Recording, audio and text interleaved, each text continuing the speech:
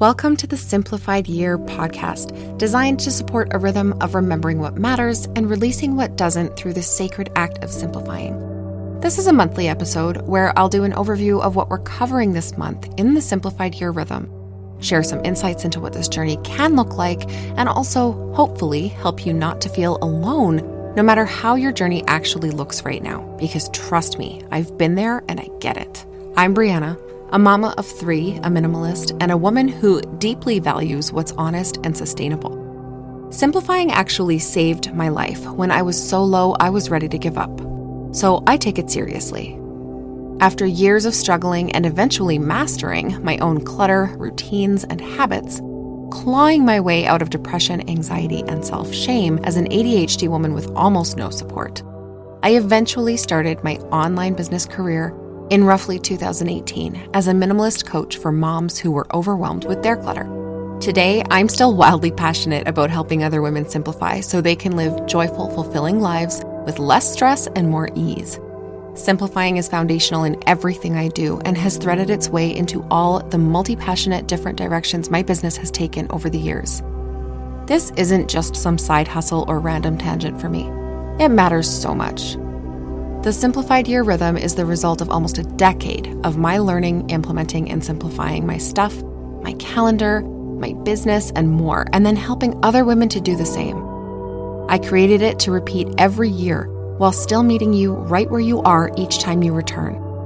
I created this podcast to anchor you into that rhythm and call you back to it each month. Let's get started. Welcome back. It's August, and I know this month's focus can stir up all kinds of resistance, but also a lot of excitement. Who doesn't get hopeful when some guru talks money, right? And now we're talking money. Finances, subscriptions, expenses, budgets. I know these feel like curse words. And I want to start with some full-bodied truth that most people don't want to talk about. Money stuff brings up shame. A lot of it, especially for women. This is due to centuries of patriarchy and pre-women's rights beliefs that have been passed down for generations. And if you're already juggling motherhood, neurodivergence, business building, healing work, or just being a person in a world that costs a lot to exist in, this topic might make you want to run, or you might be drooling a little if you're ready for solutions. Let's start with this reminder. You're not behind. You're not broken. You are not even bad with money. You just haven't been taught how to meet money as an equal. You've been taught to avoid it until it screams at you. You've been taught that you're too emotional to handle it, or that someone else should be doing it for you. But I believe that looking at your numbers is sacred work. And yes, it can also feel like scrubbing out an old wound. It is personally my least favorite thing, even above cooking, which I am both terrible at and hate doing. But let's talk about why it matters and how to approach it with something other than dread. To face it without dread, first, we have to acknowledge where we are so we can work our way up. Shame often starts in the spaces we've abandoned, and money is one of those spaces that so many women leave unexamined for too long. I have totally been guilty. Maybe you sign up for a bunch of courses or memberships in a flurry of hope and you haven't logged back in since. Maybe you're swiping a debit card and avoiding checking the balance because the numbers feel scary. Maybe you're still paying for something from 2 years ago, a subscription, because you forgot or you didn't want to deal with the cancellation process. Or maybe it's not that you don't look at your bank account, it's that every time you do, your nervous system goes into overdrive and fear and overwhelm keep you from doing anything to change it. It feels like your numbers are judging you, but they're not. They're just trying to talk to you. Knowledge is power, right? We've all heard this. And numbers are just information. Money carries neutral data. What we project onto it is where the shame lives. So what if we just stopped projecting? Easier said than done, I know. That's why there's an entire month of the Simplified Year rhythm dedicated to getting your feet on solid ground with your finances. If you've been avoiding money stuff, let me say this clearly. Avoidance is not laziness, it's protection. Avoidance cycles are usually trauma patterns. Avoidance is a pattern our nervous systems learn when something feels too big to handle. And many of us, mainly those raised as women, especially in religious or patriarchal systems, were taught that money was either someone else's job or something we couldn't be trusted with. And if you grew up with money scarcity or chaotic finances or even just a lack of transparency around money in your household, then you probably internalized that money is mysterious or dangerous or hard. So naturally, you avoid it until you can't, right? This process is not intended to shame you out of that cycle. It's an invitation to recognize it as an old pattern and then gently, intentionally choose a new one that includes self-trust and sovereignty with your money. Looking at your numbers is not punishment. It's an act of devotion, literally self-care. It took me a long time to understand this. Making the time and paying attention to your finances is devotion to your future self, your nervous system, your goals, and to the legacy that you want to leave behind. Self-trust is built in the tiniest moments of honesty with ourselves. And one of the most powerful ways we rebuild that trust is by opening the proverbial drawer we've been avoiding, financially or otherwise, and choosing to love ourselves no matter what's inside. Loving yourself when you see the bounce fees is a radical step. Loving yourself despite realizing you spent $386 on little things in 3 days requires self-forgiveness and compassion. Loving yourself when the number doesn't look how you hoped it would is admitting you are enough just the way you are. Which you are, but how often do you forget that tiny, important detail? Stay with it. Say, this is where I'm at. This is where I'm starting. Acknowledge that it's a starting point. And from this starting line, you get to begin again. You begin with practical small steps and rebuild your self-trust, your self-compassion, and self-love. Or maybe build it for the first time. This month, Money Month, each week I want you to take at least one action if that's all you can handle. Not 5, not everything all at once, just one, unless you're ready for more. Things like scrolling your bank account and listing every active subscription or membership you've paid for in the last 90 days, totaling it, and then letting those numbers land. They're great. You can count that as one big one, but it also might be too overwhelming. It could be smaller things, like logging into your bank account and just reading the last 7 days of transactions with no judgment, just observation. Or canceling one thing that no longer feels aligned. Or creating a Google Sheet, or downloading a budgeting tool like You Need a Budget or Monarch, or even writing down what you want your money to feel like. Not what you wish you earn, but how you want the experience of money to feel. If you do want to list all of your subscriptions, go ahead and do that. Do it for 90 days. There are probably a few annual ones you'll miss, but you'll have made a great start and gained awareness that just might feed another action. Do any one of these. Pick one that feels manageable, or face one that feels emotional, or both.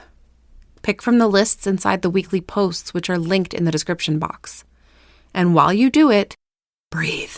Seriously, breathe through it. Put your feet on the ground.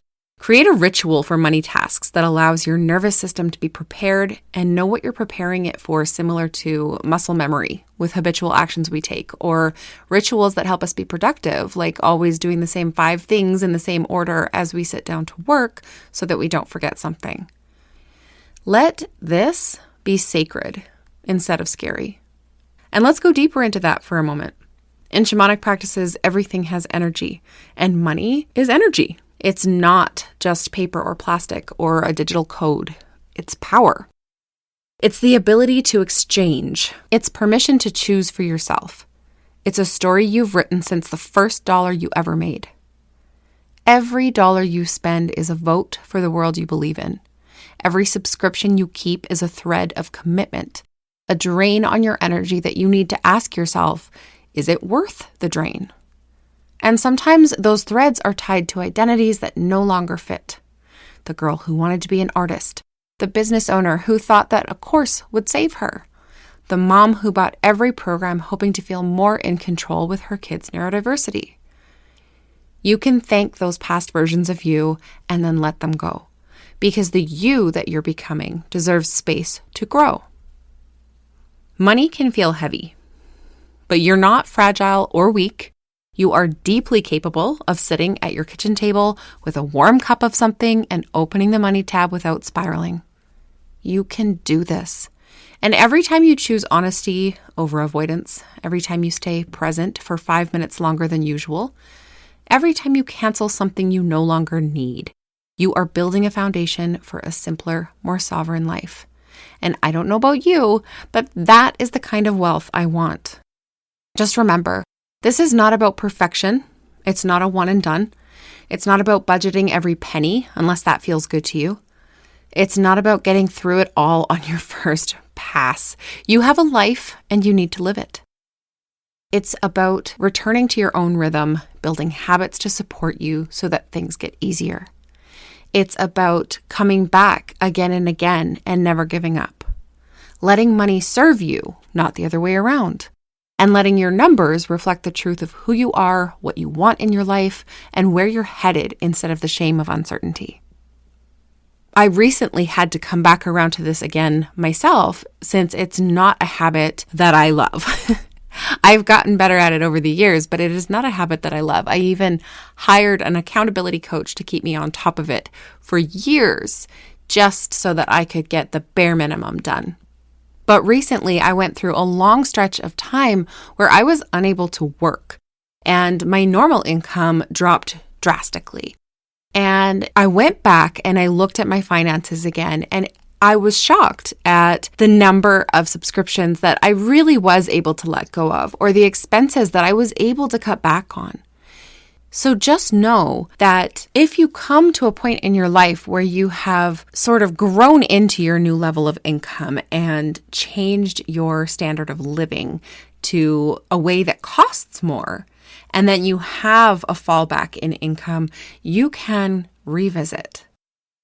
Not to mention that something that was absolutely a requirement or aligned for you at the time when you first go through your money matters may simply not be aligned anymore 6 months later or a year later or 5 years later, depending on what we're talking about.